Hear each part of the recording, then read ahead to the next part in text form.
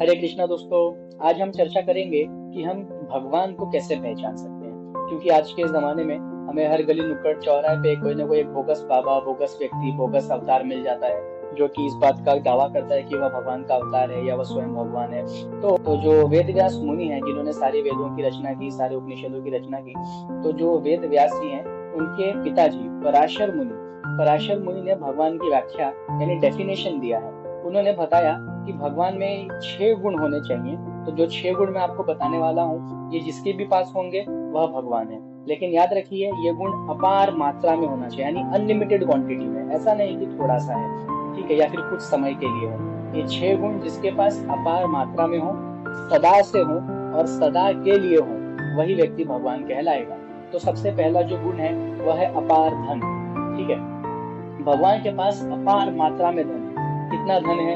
ये सब कुछ जो आपके सामने चर अचर यानी दिख रहा है, चलने फिरने वाला, ना चलने फिरने वाला, जो भी लिविंग है यानी जीव, जो भी नॉन लिविंग है यानी निर्जीव, वह सब भगवान का है। ये मैं नहीं बोल रहा, ऐसा भगवत गीता में भगवान ने बताया है। यदि आप भगवत गीता पढ़ेंगे तो भगवान ने ये उसमें कहा है कि हर एक चीज जो है वो भगवान की ही है। अच्छा, लेकिन थोड़ा फैक्चुअल भी चलते हैं। भगवान श्री कृष्ण की 16,000 से भी ज्यादा रानियां थी, पटरानियां। ठीक है, अच्छा, इसका मतलब ये नहीं कि भगवान कैरेक्टरलेस थे। वो 16,000 रानियां होने के भी भगवान के कई कारण थे, जिसको हम बाद में चर्चा कर लेंगे। तो भगवान के पास 16,000 से भी अधिक रानियां थी। उन सभी को भगवान ने 16,000 से भी अधिक महल, यानी जितनी रानियां उतने महल, हर एक रानी को उतना महल दिया। प्लस भगवान हर रानी के साथ में at the same time present रहते थे, यानी हर रानी को लगता था कि भगवान मेरे साथ इस वक्त विराजमान है। समझ रहे हैं? तो भगवान के पास इतना धन था कि भगवान ने 16,000 महल उन्हें दिए थे, घर नहीं महल। और उन महलों में प्रतिदिन सैकड़ों की संख्या में ब्राह्मण आते थे, यज्ञ करते थे। और भगवान उन सभी ब्राह्मणों को सोने से लदी हुई हजारों गायें रोज दान में दिया करते थे। अब भगवान का कोई काम तो था नहीं, भगवान कुछ करते तो थे नहीं कि हमारे इधर ऑफिस जाते हो या बिजनेस करते हो। ठीक है, वो तो बेचारे गोपाल, सीधे साधे से गौ चलाने वाले व्यक्ति। लेकिन फिर भी उनके पास प्रचुर मात्रा में धन था, जो कभी समाप्त नहीं होता था। इतना धन है कि अभी भी बड़े से बड़े लोग भी भगवान के सामने ही हाथ जोड़ के झोली फैलाकर कुछ ना कुछ मांगते हैं। तो भगवान के पास अपार धन है, ऐसा धन जो सदा से था और सदा रहेगा। जो दूसरी क्वालिटी या जो दूसरा गुण है जो भगवान में होना चाहिए, वह है अपार सौंदर्य। ठीक है, ऐसा सौंदर्य जो सदा से था और सदा रहेगा। तो यदि हमारे यहाँ पे कोई किसी को, मान लीजिए कोई बच्चा पैदा होता है, तो हम बधाई देने जाते हैं। लेकिन हम जिसे जानते हैं बस उसी के पास जाते हैं ना बधाई देने। ठीक है, अब ऐसे चलते फिरते रोड पे तो मतलब हम कितने लोगों को मिलते हो क्या, जिसको जिसको बच्चे हो रहे हैं, हम सबके घर थोड़ी बधाई लेकर पहुंच जाते हैं। लेकिन जब भगवान पैदा हुए थे, उनके सौंदर्य का जो गुणगान था वो दूर दूर तक फैला। एकदम उनका जो कृष्ण वर्ण के वो थे और घुंघराले बाल थे, और काफी मतलब जो सौंदर्य भगवान का था उसकी प्रशंसा इतनी फैली कि दूर दूर के देशों से, प्रदेशों से लोग भगवान को देखने के लिए आया करते थे। ठीक है, तो ये मतलब अगर कोई ऐसे व्यक्ति को भी आकर्षित कर ले रहा है जिसका उससे कोई संबंध नहीं, जानता पहचानता नहीं, तो कितना सौंदर्यवान रहा होगा। ठीक है, भगवान इतने सुंदर हैं कि जीव जंतुओं की बात तो छोड़ दीजिए, जो जो पेड़ पौधे, पुष्प पक्षी वगैरह हैं, वह भी भगवान की सुंदरता से आकर्षित हो जाते हैं। ठीक है, तो भगवान इतने सुंदर हैं। अगर आपने भी भगवान की कोई विग्रह या फोटो देखी हो, तो भगवान कभी बूढ़े नहीं दिखते, क्योंकि भगवान कभी 16 वर्ष के आगे जाते ही नहीं। वो एकदम 16 वर्ष के नव युवक की तरह हमेशा एकदम जवान और सुंदर रहता, हमेशा जवान और सुंदर ही दिखाई देते हैं। ठीक है, तो ये भगवान का दूसरा गुण हो गया, अपार सुंदरता। इतने सुंदर कि सभी का मन मोह लेते हैं। कितने ही भक्त, कितने ही संत, ज्ञानी, मुनि सब भगवान की सुंदरता में बह जाते हैं। तो अपार सुंदरता है भगवान के पास। जो तीसरा गुण है भगवान के पास होना चाहिए, वह है अपार यश, यानी फेम, नेम, फेमस होना। तो भगवान इतने फेमस हैं कि आज भी भगवान को तो अवतार लेकर 5,500 साल से ज्यादा हो गए, बट आज भी हम उनके बारे में चर्चा कर रहे हैं यहाँ बैठकर, है ना। आप सुन रहे हैं, उनके कई मंदिर बने हुए हैं, कई लोगों ने उनके ऊपर टीकाएं लिखी हैं, कमेंट्स लिखे हैं, भले ही नेगेटिव हो या पॉजिटिव हो, बट उनके बारे में चर्चा चल रही है। तो भगवान इतने फेमस हैं कि अब तक उनके बारे में चर्चा चल रही है। आपको तो याद है, आज से 100 साल पहले कौन सा व्यक्ति था जो दुनिया में सबसे ज्यादा फेमस रहा? नहीं याद है। 200 साल के बाद आज जो व्यक्ति फेमस हैं 200 साल के बाद, 300 साल के बाद वो आम लोगों के मेमोरी में भी नहीं रहने वाले, ठीक है। लेकिन भगवान के बारे में बात हम 5,500 वर्ष के बाद भी कर रहे हैं। भगवान कृष्ण देव इतने ज्यादा यशवान है, ठीक है। ये तीसरा गुण हो गया। चौथा गुण है भगवान के पास अपार ज्ञान, ठीक है।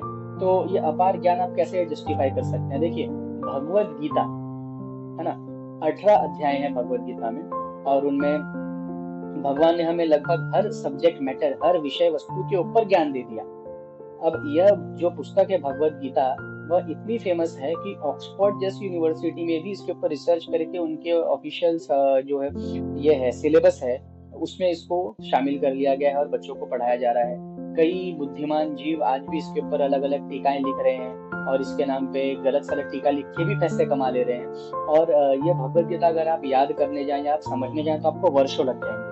लेकिन भगवान ने यही भगवत गीता कुरुक्षेत्र के रणभूमि में अर्जुन को सिर्फ 40 मिनट में गाकर सुना दी, सिर्फ 40 मिनट। और ऐसा नहीं कि भगवान इसके पहले कोई रिवीजन करके आए हो कि मुझे ये पॉइंट है जो मुझे अर्जुन को बताने हैं, है ना, क्योंकि ये सब कुछ इंस्टेंट था। अर्जुन ने एकदम इंस्टेंटली भगवान से कह दिया कि हे भगवान, मैं युद्ध नहीं करूंगा। और उसके बाद भगवान ने जो है 40 मिनट में यह भगवत गीता का ज्ञान अर्जुन को और अर्जुन के माध्यम से आने वाले भविष्य में सारे के सारे लोगों को समझा दिया। समझ रहे हैं? तो सिर्फ 40 मिनट लगे भगवान को ये पूरा भगवत गीता गाकर सुना भगवान, ऐसा भी नहीं कि बोलकर सुना है। तो ये 4 गुण हो गए। 5वां गुण जो भगवान के पास है वो है अपार शक्ति। कितनी शक्ति आपके पास, कितनी शक्ति है, ठीक है। या फिर इस वर्ल्ड में जो बॉडी बिल्डर्स हैं, बड़े बड़े नामी नाम, उनके पास कितनी शक्ति है। कोई लोग अपने दांतों से ट्रक खींच ले रहे हैं, वीडियोस हमने भी देखे हैं, आपने भी देखे होंगे। तो इतनी शक्ति है। लेकिन भगवान ने 7 साल की उम्र में अपने बाएं हाथ के छोटी उंगली से गोवर्धन पर्वत को 7 दिन और 7 रात तक उठाकर रखा, और उठाने के समय उनके पसीने नहीं छूटे। वह मस्त एक हाथ से ऐसे उन्होंने गोवर्धन धारण किया है और एक हाथ से बैठ के वो बांसुरी बजा के लोगों का एंटरटेनमेंट भी कर रहे हैं ठीक है। तो इतना भगवान के पास शक्ति था। तो यदि कोई व्यक्ति क्लेम करता है कि मैं भगवान हूँ, तो आप उसको एक टेबल दे दीजिए, जैसे छोटा सा टेबल है 2 फीट का। आप उसे बोलिए इस टेबल को अपने दोनों हाथों से केवल 3 घंटे के लिए उठा ले, ठीक है। 2 घंटे के लिए उठा कर रखे, कंटिन्यूसली 1 घंटे के लिए उठा के रखे। उसकी नानी और मम्मी दोनों से याद आ जाएगी और उसका सारा भगवान वाला जो अवतार है वो वहीं पे उसका तिरोभाव भी हो जाएगा। समझ रहे हैं आप? तो कोई व्यक्ति अगर क्लेम करे कि मैं भगवान हूँ, तो उसके पास ये गुण होने चाहिए प्रचुर मात्रा में, शक्ति, अपार शक्ति। और जो छठा गुण है भगवान के पास वो है अपार त्याग, ठीक है। मतलब भगवान ये नहीं कि ये सब मेरा है, मेरा है, मेरा है, हाय मेरा, हाय मेरा, हाय मेरा, हमारे जैसे करते रहते हैं, ठीक है। भगवान के पास अपार त्याग होने का मतलब ये है कि भगवान एक क्षण में सब कुछ छोड़कर चले जाते। उदाहरण के लिए आपको पता होगा कि भगवान कृष्ण जो उनकी गोपांगनाएं थी, जो गोपिकाएं थी, उनसे कितना प्रेम करते थे। राधा रानी से, अन्य गोपियों से, अपने गोप मित्रों से, अपने गायों से, अपने माता पिता से, अपने वृंदावन से कितना ज्यादा प्रेम करते थे वो, ठीक है। लेकिन क्योंकि उनके रहने के कारण बार बार उन पर संकट के बादल छा जाते थे, तो भगवान ने उन्हें 1 सेकंड में छोड़ दिया।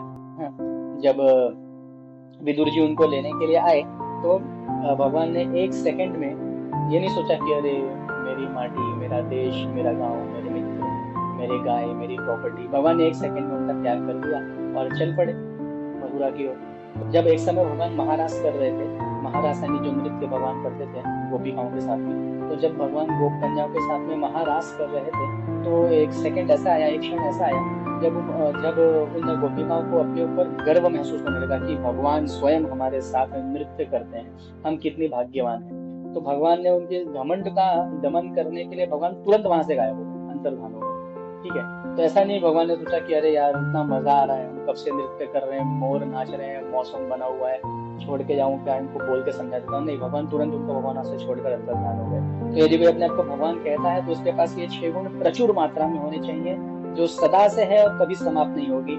ऐसा क्योंकि थोड़ा थोड़ा गुण तो सबके पास है ना, थोड़ा सा बुद्धि सबके पास है, थोड़ा सा धन सबके पास है, थोड़ा सा जो शक्ति है वो सबके पास है, थोड़ी सुंदरता हम सबके पास कुछ समय के लिए होती है।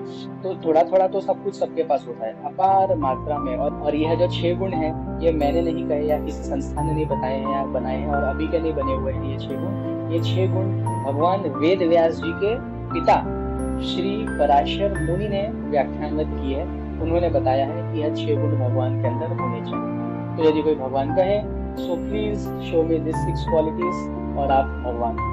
हरे कृष्ण।